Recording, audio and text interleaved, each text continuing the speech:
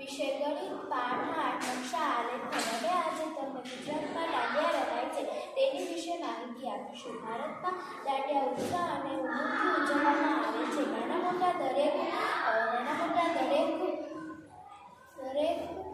માતાજીના ગરબા ગાય છે અને દાંડિયા રમે છે.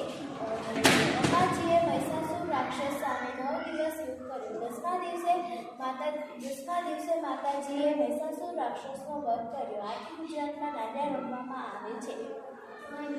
ગામડામાં લોકો મંડપ માંડવા બાંધે છે. તેમાં માતાજીનો ફોટો મૂકીને પોતે દાંડિયા રમે છે. અમારી શાળામાં નવરાત્રિનો તહેવાર ઉજવવામાં આવે છે.